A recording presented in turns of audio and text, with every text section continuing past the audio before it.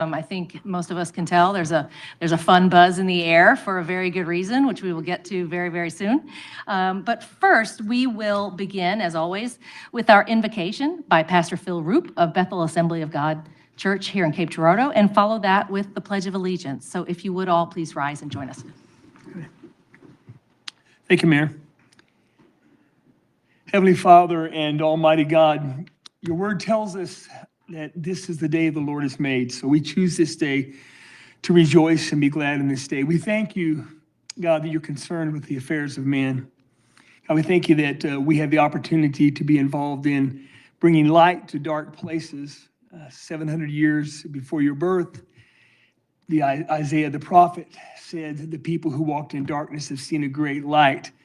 And on those who darkness has overcome, light has shone through. So thank you for that light that we can be a part of today. We thank you for wisdom for our Mayor Kinder, for the rest of this council.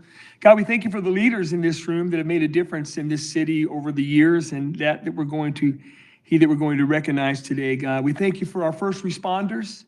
Thank you for Police Chief Adam Glick, God, for Fire Chief Randy Morse, for all the firefighters, the officers, God, for our Sheriff's Department that provide protection, God, and help us, God, just steer in many ways in this city, God. Thank you for just being with us. Thank you for our military that are serving in other places and here. And God, we thank you that you would be with them and keep them safe. We pray for the parents. We take a moment, God, to pause and pray for the parents and families of the victims of the senseless tragedy that happened in Madison, Wisconsin this morning. God, we pray that you would help the leaders there, God, bring peace and comfort, especially your Holy Spirit, as we lift prayers for those families in this very difficult time. We ask that you grant this council wisdom, along with not only our city leaders, but our state and our national leaders, wisdom and insight as they govern, as they lead us. Help us as citizens to continue to navigate this journey you've given us. And this year, it's been filled with some challenges, but there's been some great moments of victory. We thank you for that. Help us to remember your divine providence during this incredible season of Advent, the season when Christ, you came and you took on flesh and walked among us. We pray this day that you would surround us, keep us safe. We pray for your presence in special ways. We remember you during these holy days and this Christmas season. In the name of Christ we pray. Amen.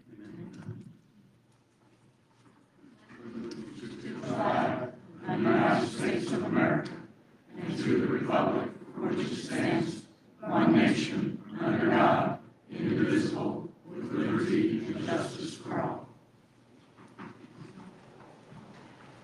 Thank you, Pastor. All right, we don't have anything for study session tonight. We do have one presentation in several different parts, so we will begin right over there.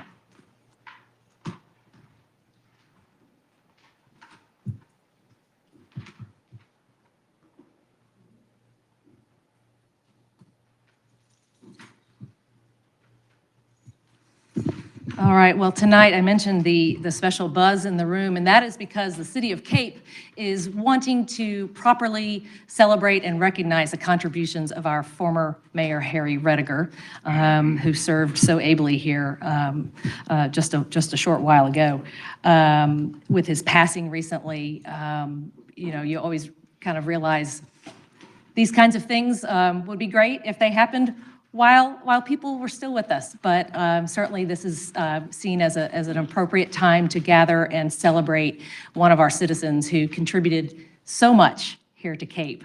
And we will be hearing about that here very shortly by a number of different people. I'd like to extend a special welcome to a lot of special guests, namely the Rediger family. Harry has obviously a long career in public service here in Cape, and I know that being here at a city council meeting is not new for family members.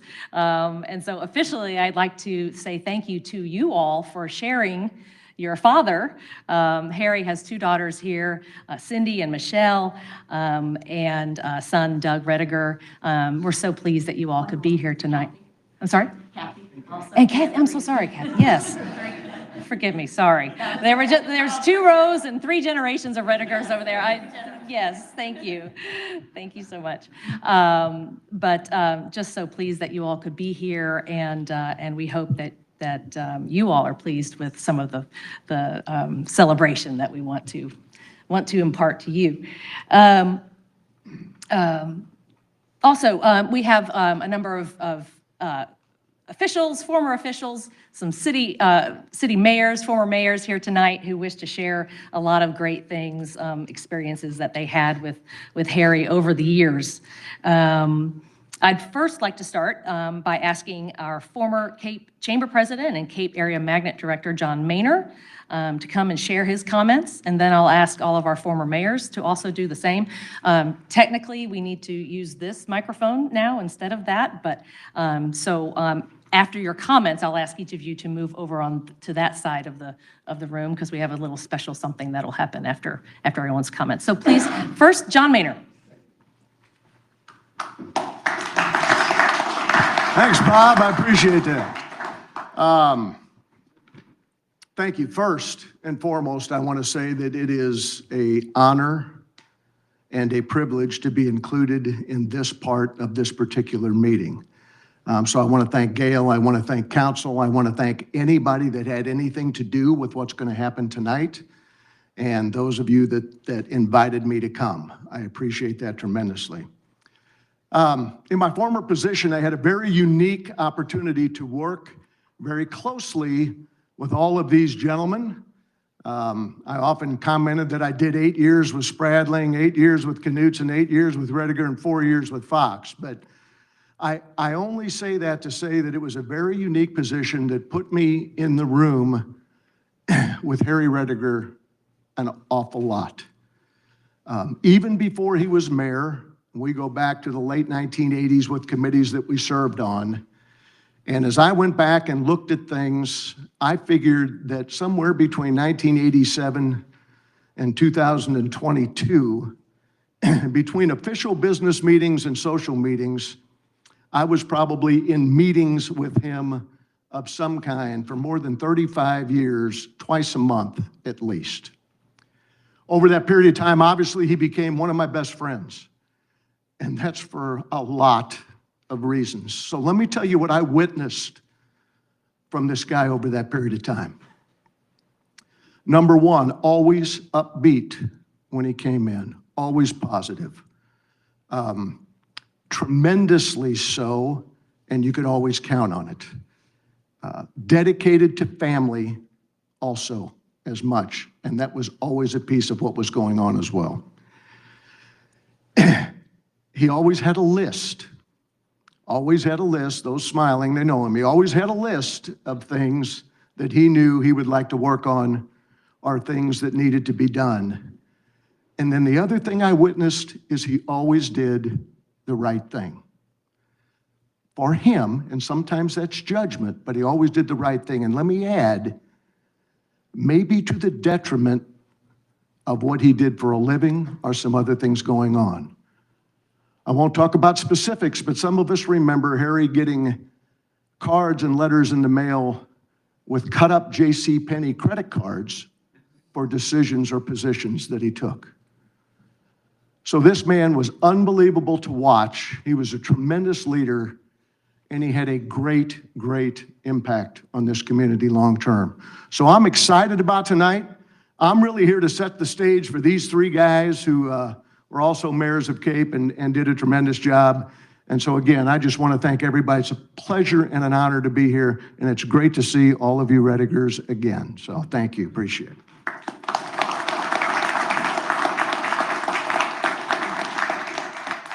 Thank you so much, John. Next, we'll ask Mayor Al Spradling. Thank you, Mayor. I had to write down a few things because there's quite a bit of stuff going on with Harry and myself during a period of time that we had a lot of turmoil in the city when I was a councilman, and then thereafter we had a lot of accomplishments that Harry was an essential part of in giving me guidance and some thoughts that how to get through some of our problems, because We had a lot of controversy over Lexington when we were trying to extend Lexington from Kings Highway to Cape Rock.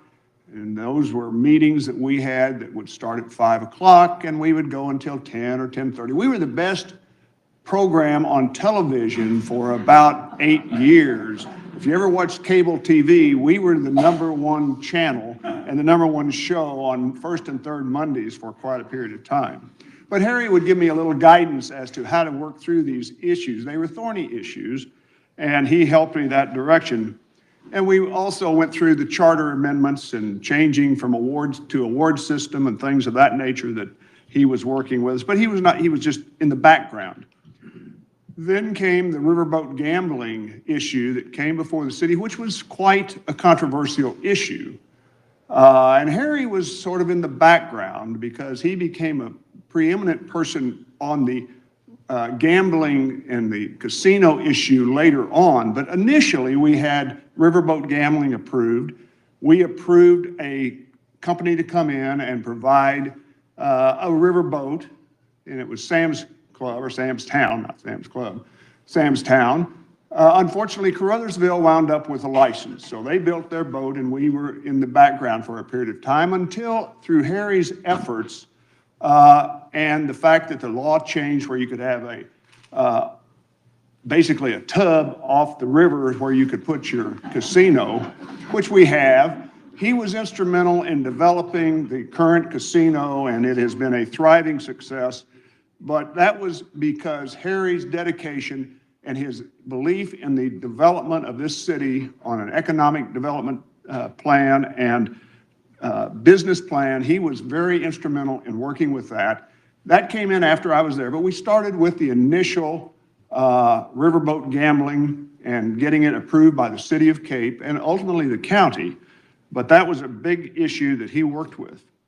During my time as mayor, the first year, we had an idea of a transportation trust fund. And it wasn't really controversial, but it was something that we had to have in order to improve our streets because we didn't have the money to repave or replace or do anything in that nature. And so the voters of the community said yes to a TTF. It was a half or quarter-cent sales tax. It was going to be a pay-as-you-go, 5-year plan, renewable after every year if the voters approved it.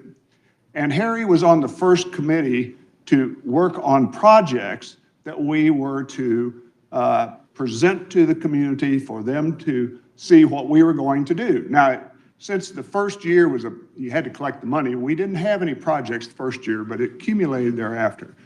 Our idea was to get rid of gravel streets, which we did. But Harry was on the committee. He has been on the committees ever since, except for TTF 7, which is coming up, which we need to approve again, by the way, because without these approvals, we can't provide the services for repairing streets, expanding streets, because the budget doesn't allow it. And that has been the most beneficial part of development and expansion and growth in this city. But Harry was on TTF 1, and it was through his leadership and guidance on that committee that prospered. Every year he committed himself to work on that committee, and then when he was mayor, it continued again. So that is one of the most important things that Harry did during this time, as well as there was another development. We had Vision 2000 show up. Vision 2000 was, how are we going to go in the future with the development of Cape beyond our streets and roads? What was the vision? And Harry was on that committee and provided great assistance to the development growth of Cape Girardeau. So when you look at all of the things during the 80s and 90s that Harry did, it was the most instrumental part of growth in the city because we wouldn't have done a lot of these things without his help and the community's help. Believe me, they had to vote on some of these things. But without Harry being there, we wouldn't have had a lot of this stuff. And I appreciated constantly his advice and how we would go about doing some of these things. And it was a great pleasure to work with Harry day in and day out. The other mayors worked with him also, probably sometimes more than I did, because we were in the infancy of some of these projects. They have expanded. Harry's been great. We miss him tremendously, but his legacy will not die, and the family, you have a wonderful father, grandfather, and we just appreciate everything he provided for this community. So, it's just a great time that we can celebrate, and I appreciate everything he has provided for this community.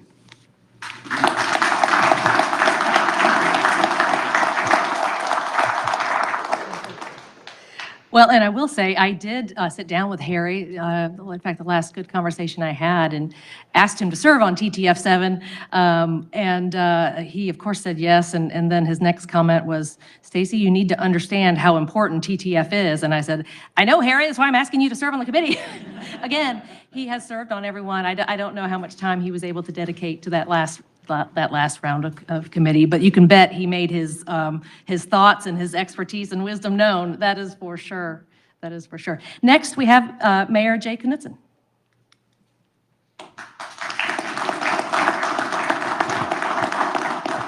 Thank you, Mayor. City Council, Assistant City Manager Trevor, nice to see you in the big chair. And I understand the city manager is overseas with some family issues.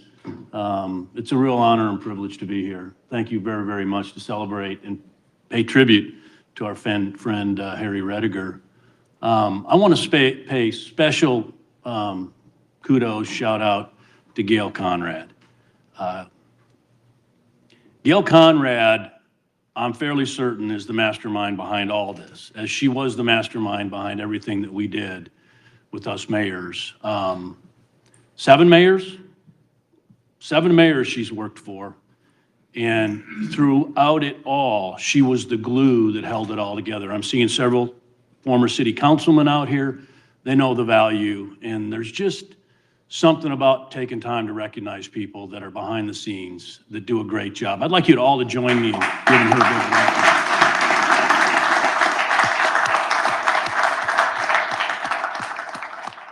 To the Rediger family, it's great to see you again and that family. It is a special family that I can only imagine what it was like growing up in Cape Girardeau with Harry Rediger as your dad, as your grandfather, as your great-grandfather. As I echoed at the funeral, he was my mentor upon hitting Cape Girardeau soil. He was the guy that you wanted to be like. And it's such a blessing to see your family here. And I can't think of a family that would smile more and be more proud to be associated with Harry Rediger. As I came here today, I left my office, and those of you that have been in my office, you know I've got several pictures. And those that are laughing louder say, yeah, there's no more wall space. But no kidding, as I walked out, this picture right here caught my eye as I was leaving my office today. This is a really special picture to me. And Mark Bliss may have even done this picture. But this was Harry in his capacity 30 years ago as the Transportation Trust Fund author. And this is Harry standing out in a field, and I'm not certain, but I think it's probably somewhere in the neighborhood of Steamers. And if you look closely, you can see that blue notebook. Maynard, he had that notebook everywhere he went.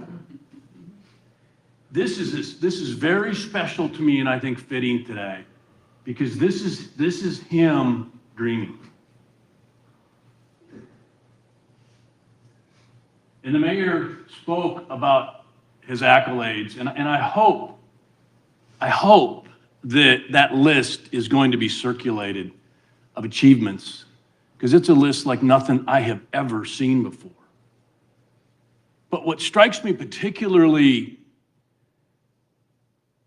personal and powerful is the recognition of the Transportation Trust Fund. And that's not because that initiative is coming up in April. It is an incredibly important initiative that Harry was the mastermind behind. And I find it so fascinating that within that title is trust. Because trust is what Harry Rediger was all about. And trust is what that initiative is all about.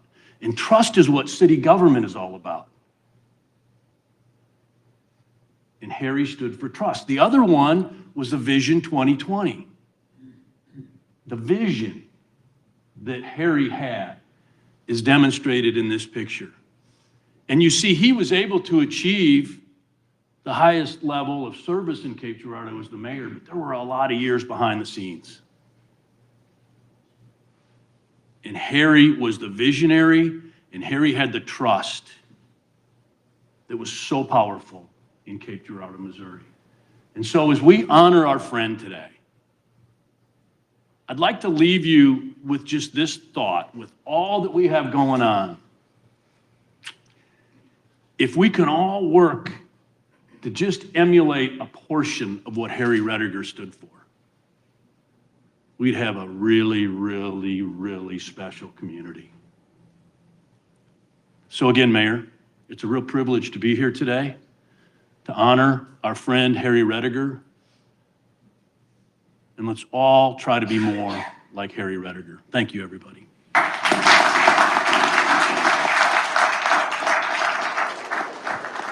Thank you, Jay. Mayor Bob Fox, please come forward.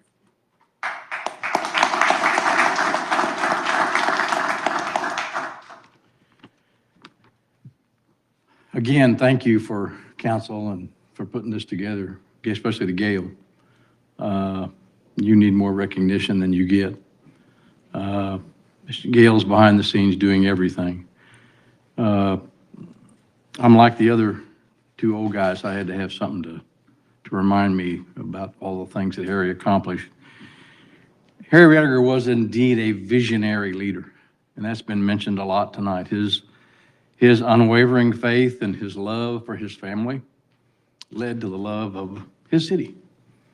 And during his tenure as mayor, that showed up in everything he did. During his tenure in this city, it showed up in everything he did. His commitment, his dedication. He was involved in everything. And that was just Harry. And Jay hit the nail on the head. He was involved in more things than you could ever imagine. You know, he was enthralled with transportation. It started with the Transportation Trust Fund. But he was also involved with transportation more than just Cape Girardeau. He was instrumental in getting the Metropolitan Planning Organization started again. That's SIMPO. And that involved not just Cape Girardeau, but Southern Illinois, other parts of southeastern Missouri, our metro area. And it dealt with all sorts of transportation, not just roads. Dealt with pedestrian transportation. It dealt with public transportation. And but Harry was, again, behind the scenes making sure that happened. He saw Cape Girardeau not just as a local city. He wanted it to be involved in more things. And he got really, really actively involved with an organization called MRCTI, which was the Mississippi River Cities and Towns Initiative. It's a group of mayors up and down the Mississippi River that lobby for a clean river, for development along the river, for all sorts of projects along the river that benefit those cities on the river. And I was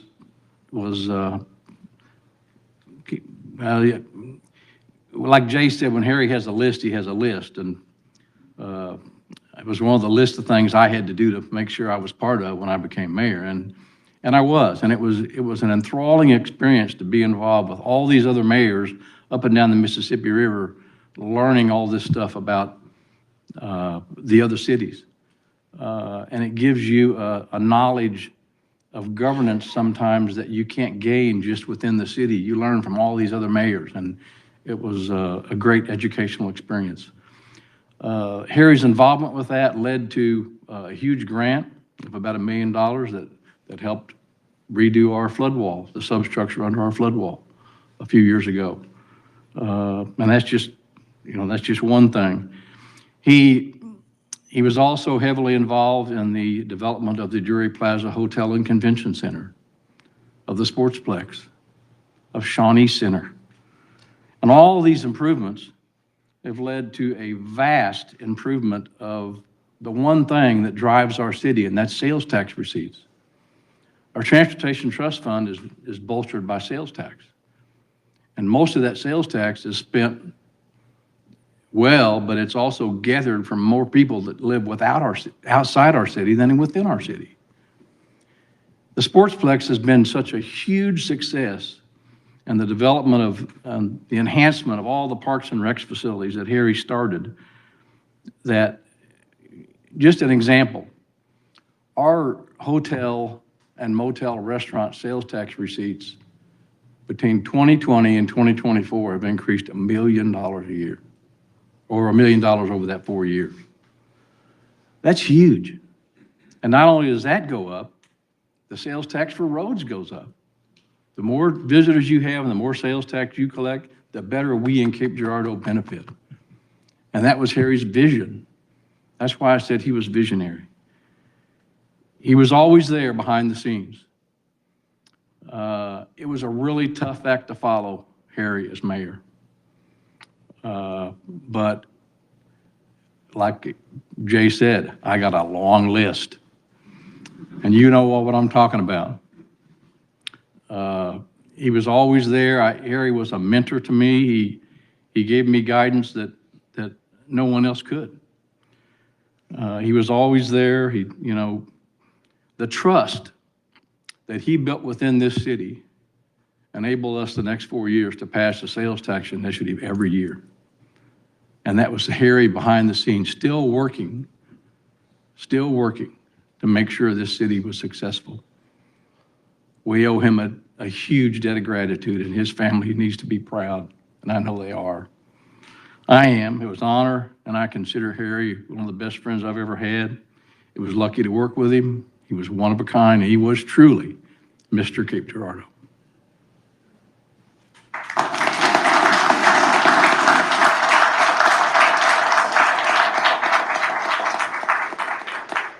Thank you so much, Bob. I certainly can't say it better than that, or how you all, the rest of you, shared some things.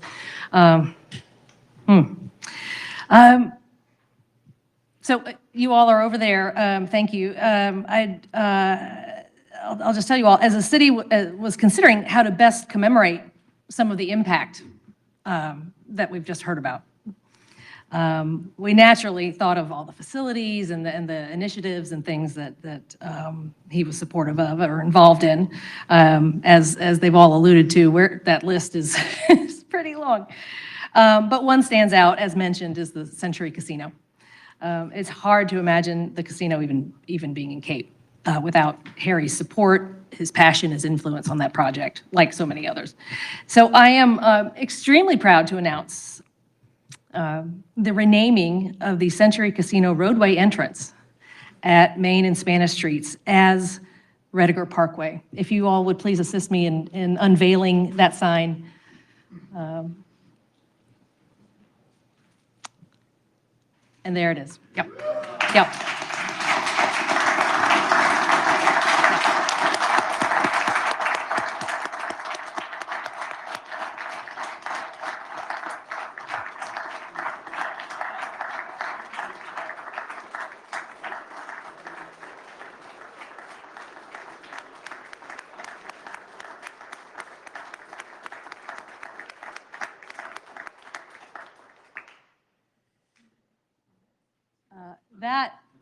Did everybody get, Gail, did you get enough pictures in there?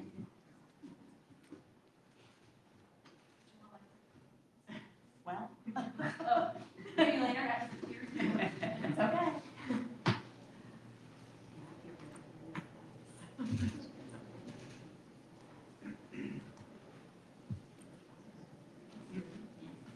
Okay. All right. Come on up.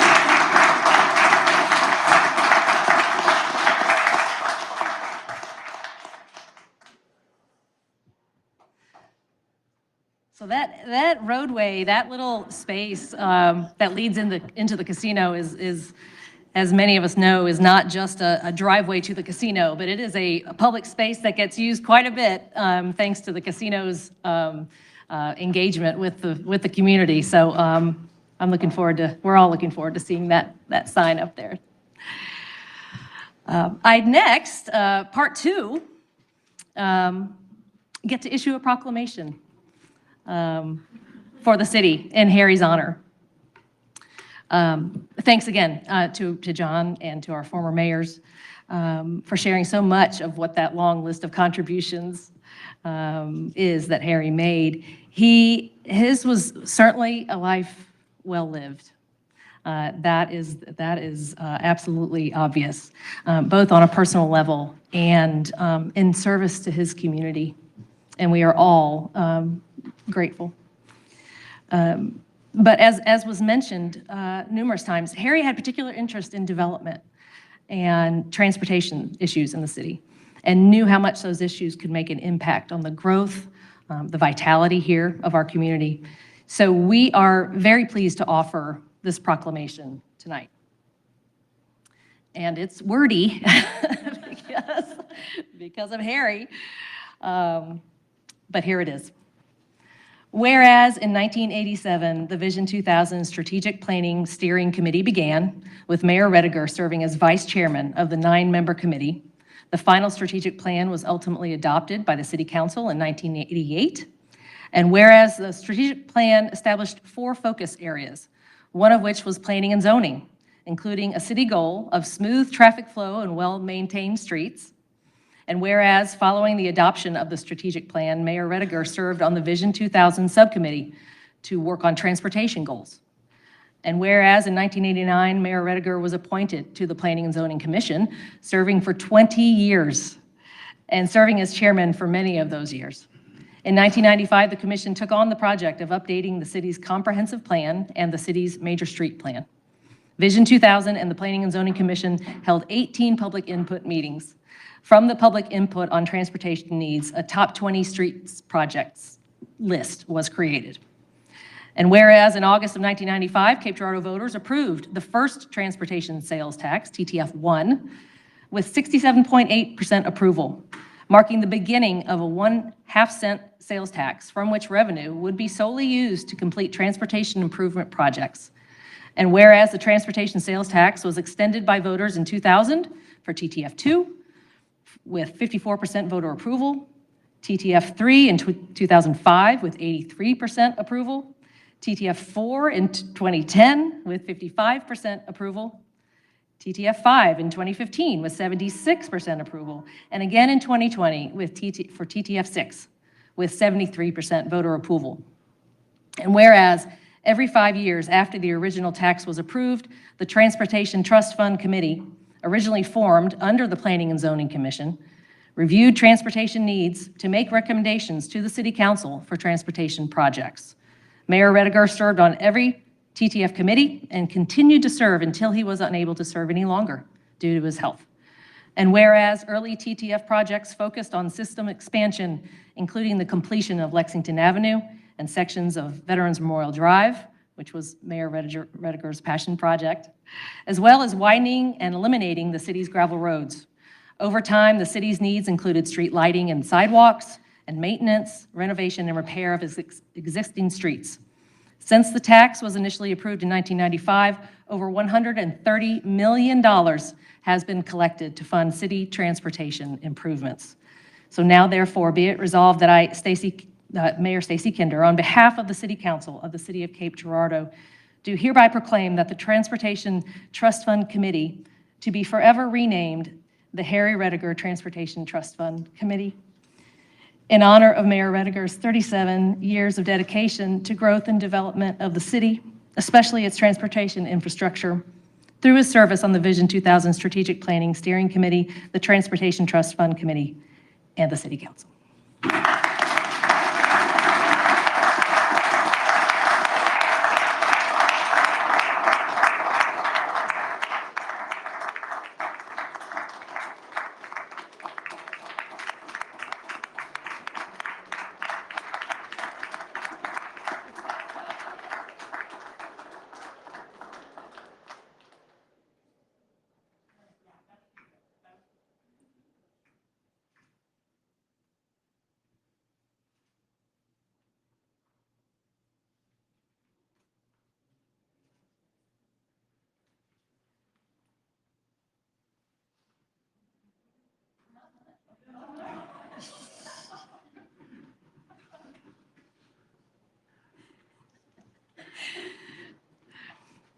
We do indeed have one more, one more little bit of gratitude. Just a memorial that we hope you will appreciate as a small token, obviously, of the very large appreciation we have for Mayor Rediger. This is just a little plaque that you all can put wherever you'd like. It states, Harry Rediger, his visionary leadership connected the city of Cape Girardeau from tradition to tomorrow. And you'll see highlighted a lot of major arteries and streets in the city of Cape, most, if not all, of which he helped either become into being or certainly renovate. So thank you again.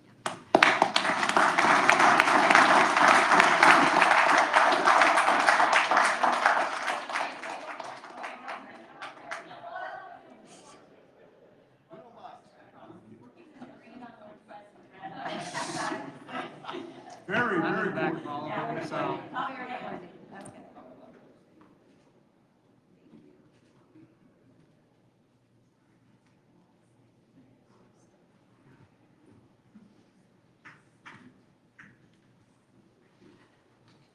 And that does conclude our presentation for tonight.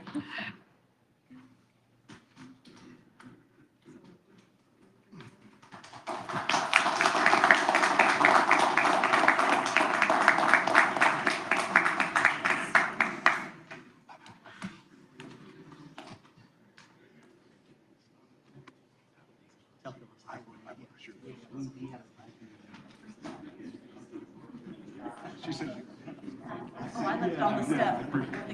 get your stuff. Thank you again. Go up there. I want you guys next to her, quick, hurry.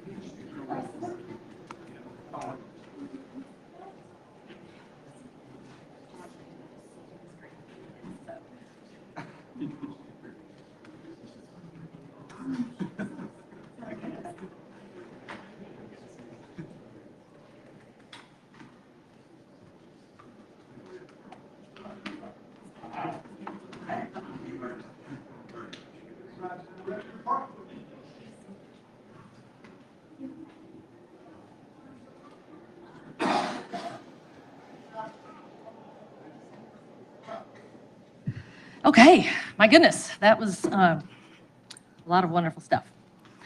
We will next move on to communications and reports. Council. Dan? You know, after this presentation this evening, it really just goes to show you how important engagement with your community and your municipality is. And so you hear these wonderful stories of lives well lived and their municipal service, and it really does lead as an inspiration to encourage people that are out there listening and watching to get involved with their city government on a advisory board, a volunteer opportunity, run for a council seat, because this community thrives on that type of great leadership. And we really need to make sure that all generations are accounted for and engaged in municipality and in our governance. So encourage your friends and family and your neighbors to always stay connected to municipal government and to make sure that they consider engagement and volunteerism whenever they can. In addition to that, I just want to congratulate SEMO this past weekend, graduated over 700 students into the workforce. And so I congratulate all of those students regardless of where they go and what they do. The SEMO Law Enforcement Academy graduated 24 students into the profession of being a peace officer, a post-certified police officer. And so we've got a lot of really incredible talent coming out of our institutions here in this community. And so I just want to congratulate all of the graduates. Thanks. Anyone? Yes, and it's a little bit lengthy, Mayor. I apologize to everyone. worries. But first and foremost, I want to, my condolences to anyone in the Army or listening, go Navy. And then, secondly, I want to echo what Mr. Preston was just saying. A member of my staff had a graduate at SEMO. And so I was really interested. I was like, how did that go? I was interested. And she goes, oh, it went good. I'm, no. How did the security and everything go? Because this is like the first one since. And she said, you know what? I was a little bit concerned going in based on what the tragedy that happened before, but she said it was amazing. And I talked to Dr. Vargas today, and just congratulate him. She said there was about a half a dozen entrances that have the magnetometers. And although you had to go in, they gave everybody information. You had to bring a clear bag in. You could keep change and stuff in your pockets. I know from working magnetometers, they can adjust the sensitivity, and they would detect larger items if you kept them in your pocket. But I said, did you wait outside? Because Saturday, it was raining during the graduation. And she said, we didn't wait very long at all. And if you did leave after entering, you went out, locked doors, and you could only come back through the magnetometers, which were always manned. And inside, I mean, she was very specific. Inside, every entrance or exit had a security officer. Doors were closed, and there was a security officer. So you would see one of those on your way out. So I just congratulated Dr. Vargas today. There was didn't have any Cape Police, didn't have to have, it was all resources, all university resources that did all this. So just a great job to them. Then I want to talk about the police force a little bit. Chief Glick, I talked to Kenny, and I didn't realize he was in Hong Kong. So I called him at 1 o'clock today. It's 1 o'clock a.m. their time. But we talked about the police force and things that have gone on since Chief Glick took command. He inherited a little bit of, he inherited some open billets. There was 13 open billets. Since he's had control, it's down to 5 open billets. And then he expects to have 2 to 3 of those filled by the end of the month. So I was like, how? How did you do that? When no one can, for the last 5 years, we couldn't do that. And he said, this was from him. He said, well, he works at the academy where he interacts with all of the cadets going through. And he gets really good reviews from them. So I'm all okay. He works with Gina at City Hall at the HR. He is one of the instructors at the academy. And so I think I just said that. But anyway, he interacts with them great and gets good reviews. But then he also goes to the graduation. So there's a personal aspect that he puts into it. I'm not sure it was done before. I can only speak for now. And I'm going to tell you my personal opinion, that there was a cultural shift. That's not from him, that's from me. And going and visiting him a few times and talking to some of the other officers, it's just a better vibe. And I think the cadets know what they're getting when they go in because they know him. And they know that his legacy and his experience and what he does there. And I think to that aspect that he is going to fill those vacancies. And when he does, the things that happen, it's a ripple effect. So when you have 13 open positions, what do you have? You have a lot of overtime. So that budget, that money in that budget, instead of going to overtime, can go to attaboys, can go to things that are deserving, and it also can go to their payroll. And so what he's bringing to the table, I think, is amazing. And I'm so glad that Dr. Haskins looked from within and saw the opportunity there to have someone step up. And I think all the officers on the force would agree that it's a great thing. Now, there's 70 officers in our police force. So that means there's 70 sets of eyes. We've got 42,000 population in the city. That's 42,000 sets of eyes. So I think it's incumbent upon us as citizens to have what we call the military, Jason can attest, the situational awareness. What goes around you every day? What goes on in your neighborhood? And then the SST, the see, the say, and the take. Now, when I say take action, that is notifying them. That's not taking action on your own. They have an app. There's a police app that the city pays for, or the police pays for in their budget. And it is simply, you can go to that app. It's anonymous. You can report any suspicious things you see going on or something that's been going on for a long time that you think needs to be checked out. And that's app, and I've asked Chief Glick to maybe share that with us later on, how that app works, how do we download it and such. This is what we have to do as a community to help them combat the crime that we face. Knock on wood, we haven't had a lot here as of recently. And I anticipate that to continue to be the trend with Chief Glick at the helm. That situational awareness helped corral that, what's his name, Luigi Mangione. You know, there was an employee at McDonald's saw his face, and on that app also, they can throw out if a suspicious character or somebody that's wanted, they can put that on their app so you see that face. And then you report it, help them. Set 42,000 sets of eyes sure beats 70 sets of eyes. Thank you. You got to please allow me. And then so December 9th, everyone saw the main break and the boil water notification. That was supposed to last to the 12th. Thanks to Alliance, it lasted 24 hours. I want to talk a little bit about that. There's due to their SCADA system, they saw the amount of water going out from 3,000 gallons per minute to 7,000 gallons per minute. Because of their readiness and their operations, they were able to fix that pipe and to repair that within 24 hours. And so that boil water didn't last as long as it did. Listen, we're dealing with cast iron pipes that were laid in 1937. They are subject to break, and in the paper, in the newspaper article, they're 6 feet deep, so it's not the cold weather. It's things that happen like earthquakes, things that move that ground. When those pipes are rigid, they are not meant to flex, and that's when breaks happen. I did a little research, fact-finding, and I was also the liaison to the state of Missouri for emergency management. So I spoke to the state adjutant a lot about the New Madrid seismic zone. We have earthquakes that happen around here. There's been 30 in the last 365 days, 3 in the last 30 days.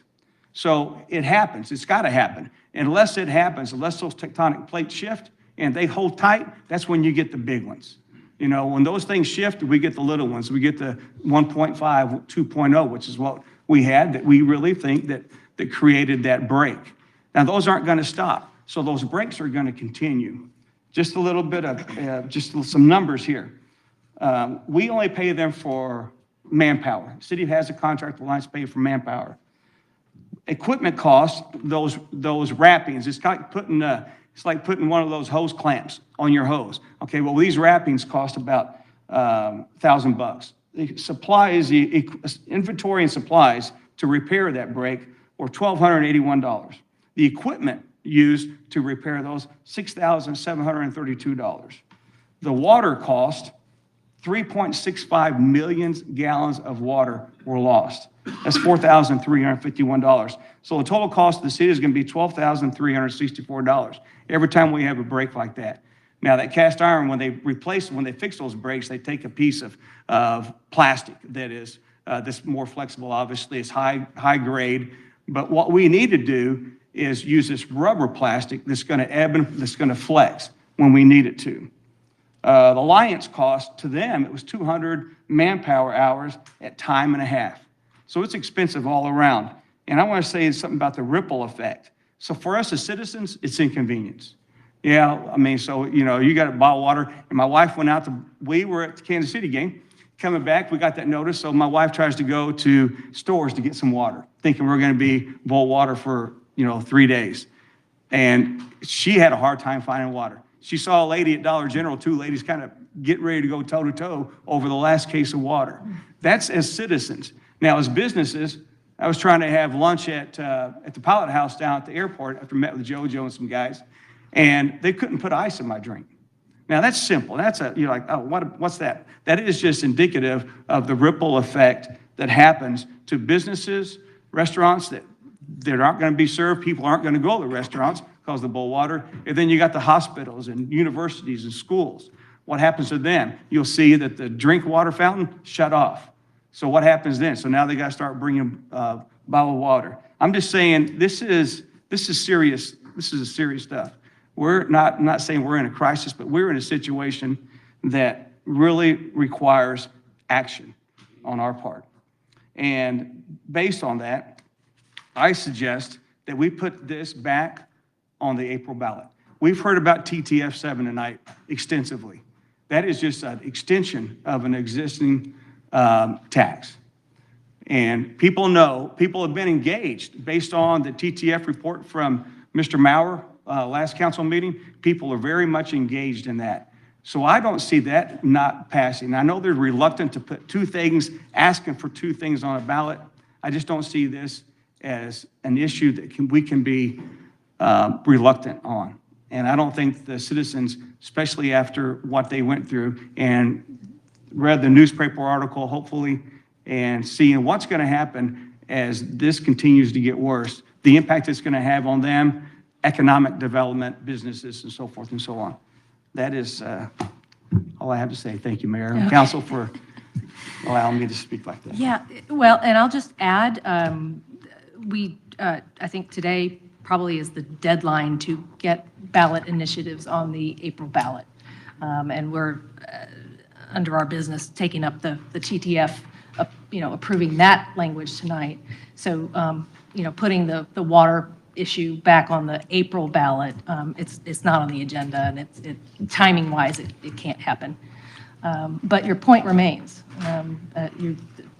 Great points, and I think we all are in agreement, which is why we, Well, supported the initial. Yeah, that's unfortunate, because I know if we run a special election, that costs extra money to do that. And I hate to see us spend money when we don't have to. Agreed.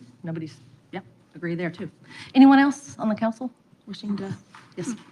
Yeah, I don't want to belabor the point, but I did, regarding the main break that happened recently, and I did communicate with Assistant City Manager Pulley about this, but I wonder if maybe he could comment on this. I'm not sure whether this is the forum for that or not, but I received a number of calls and emails about the timing and the notification that went out, but how it didn't necessarily coincide with what was on the website or whatever. So I wonder if you could just clear that up.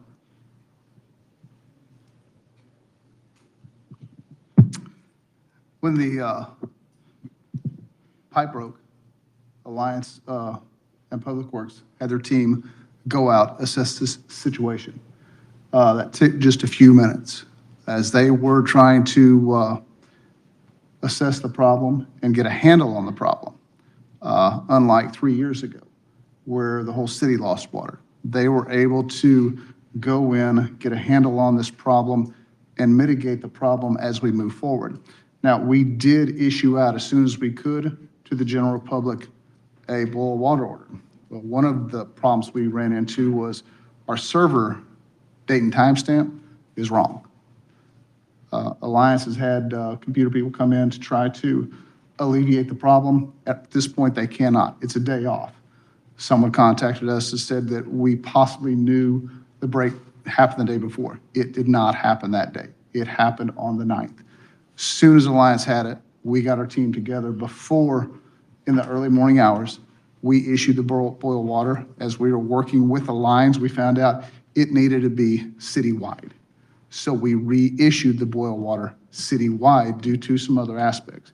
As soon as Alliance, and they did a wonderful job with our Public Works people, working on the line and repairing it. They were able to control the break, control the water flow, where we did not stop water flow to the whole city of Cape Girardeau. We were in constant contact with a lot of our businesses in town, hospitals, schools, SEMO, other large businesses, keeping them informed of this is what we're doing. We are in a very critical point right now, trying to fix this line. As soon as the line's fixed, you will be advised, and they were. So now, a couple of people said, well, it looked like the date and times are wrong. Well, the server clock on the actual mapping system was wrong. They weren't able to change it. They're still working on it, trying to get that date and time stamp fixed. That's all it was a server time fix. Just kind of like your computers at home. You can change your date and time on your computers anytime you wish and make it look like it came from this time. Servers are different. They're a lot harder to move, a lot harder to change the dates. It was just that server date that showed the wrong date. Nothing Alliance did. They did nothing wrong. City did not. They should be commended on the job they did that early morning hours to keep the water from actually stop flowing, or what happened 3 years ago. Thanks. I appreciate you clearing that up because, like I said, I wanted to make sure everyone knew that there was nothing going on. It was just a simple, computer issue. No, sir, that's all it was. The server clock is what caused that one little issue of the wrong date and time. but they are working on it now to try to fix it. They've been working for the last year and a half to try to fix it, and they haven't been able to. So, Huh. Okay. All right. Council, any other communications? Nope. Okay. Moving on then in our meeting. We have several items for discussion. Is there anyone in the audience who wishes to appear as an advisory board applicant? So you may come up to the podium and speak. No? All right. Seeing none, we'll move on to the consent agenda review. Mr. Pulley. thank you, Mayor. Thank you, Mayor, Council. We have 8 items we have added to the consent agenda. Item number 3, Bill 24-135, resolution authorizing city manager to execute an agreement with Business Sewer of Missouri for the flood wall toe drain inspection project. Number 4, Bill number 24-136, resolution authorizing the city manager to execute an agreement with Riverside Roofing Company for the Mill and Merriweather Pump Station, a new roof project. Number 5, Bill number 24-137, resolution authorizing the city manager to execute an agreement with Lloyd Slinkard Painting Company for the flood wall gates, actually 2 gates for the pedestrians and 2 for the railroad. Bill number 24-138, resolution authorizing city manager to execute a release of lien for properties located at 1434 Bessie Street in the city of Cape Girardeau. This is a housing grant that the homeowner must have kept for 5 years, which has been expired now. Number 7, bill, resolution authorizing the city manager to execute a second amendment to transportation project agreement with South K Transportation Development District and South K Inc. for transportation improvements within the South K Transportation Development District.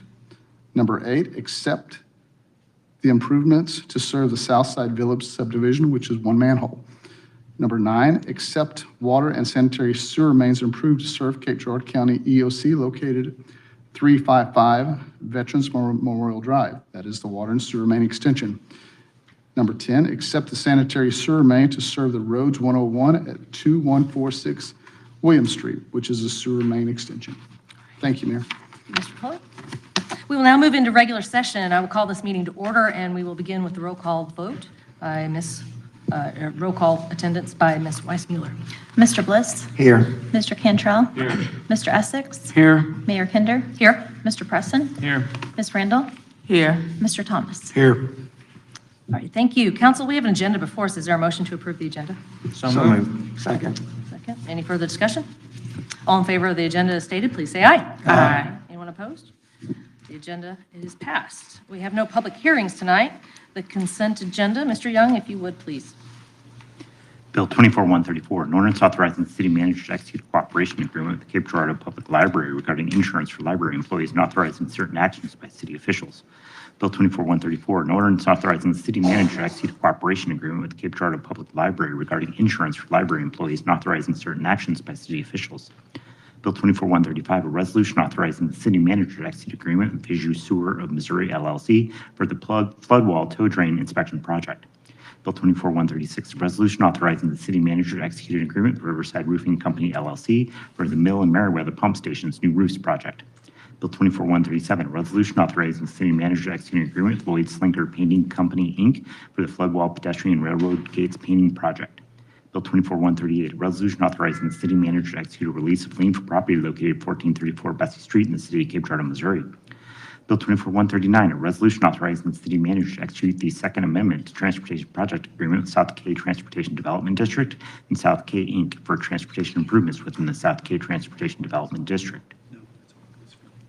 All right, thank you, Mr. Young. Council, we have the consent agenda before us. Is there a motion to approve? So moved. Second. Thank you. Any further discussion? Yeah, I just had a clarification for Mr. Pulley. So 135 through 137, these projects are largely funded based on what I saw from ARPA funds, correct? Yes, sir. The first 3 is ARPA funding for 135, 136, and 137, and this authorizes city manager.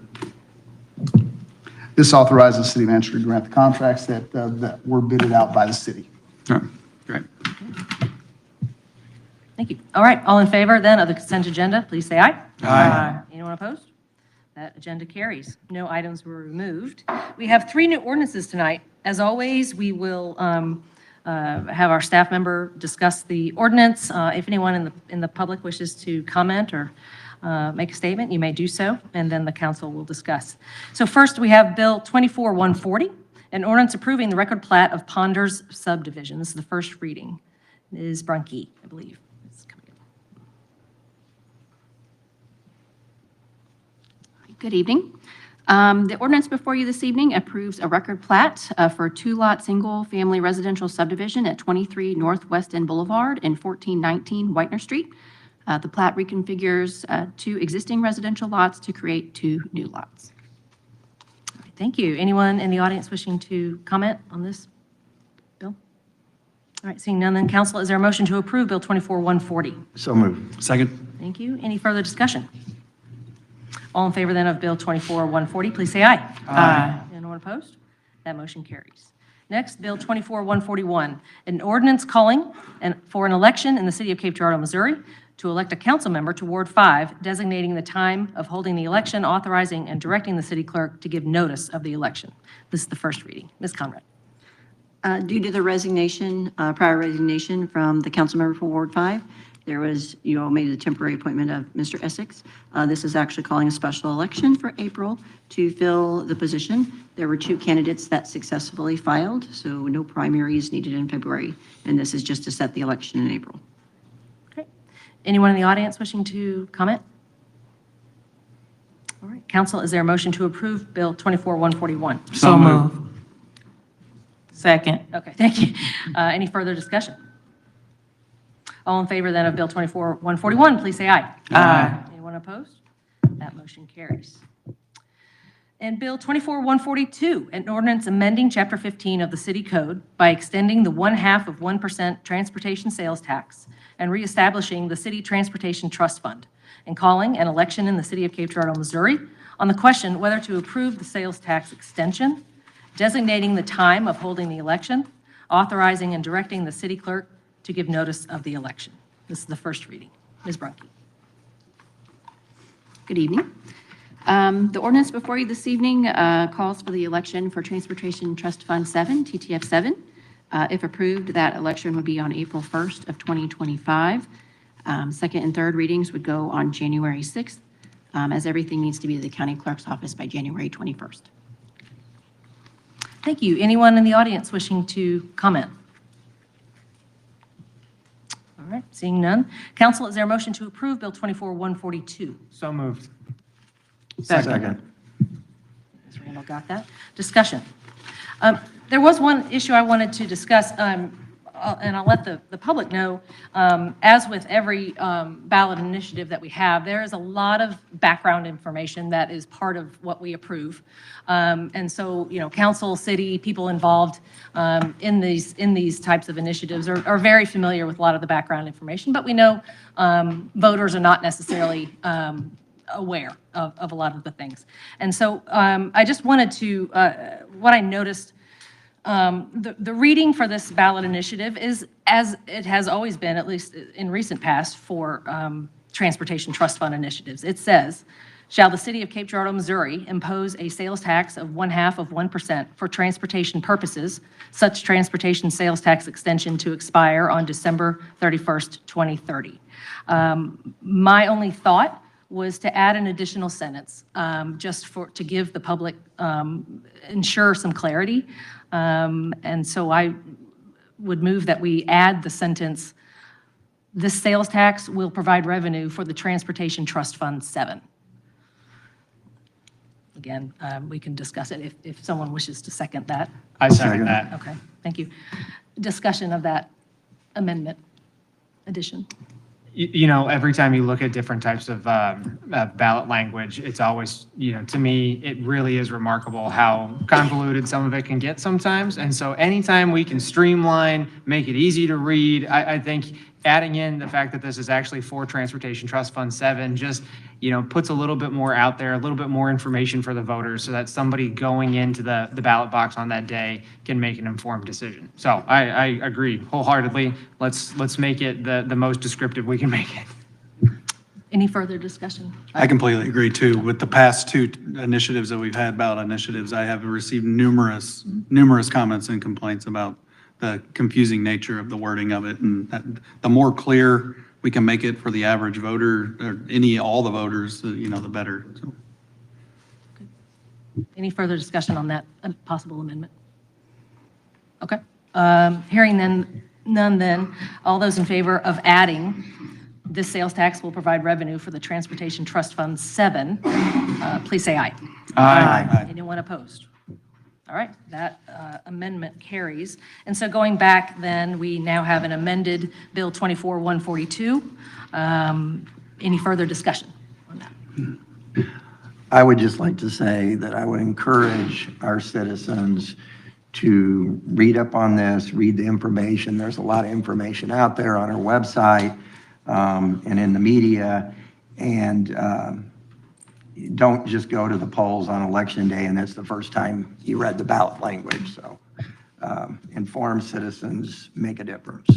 Well, I'd also like to add, if citizens really want to be informed, they should go back and watch last council meeting's video. I think Mr. Maurer, articulated the needs and the desires of the TTF committee very well. And, again, thank you to that committee and Mr. Maurer for your leadership. Absolutely. I know there will be some public awareness in the spring leading up to this ballot initiative, as there needs to be at all times. But yeah, the plan is very clearly laid out. It's specific. We'll make sure the public is aware of that and just move forward. There'll be a lot more in the next few months about this initiative. Any further comments? All in favor then of Bill 24-142, please say aye. Aye. Anyone opposed? That motion carries.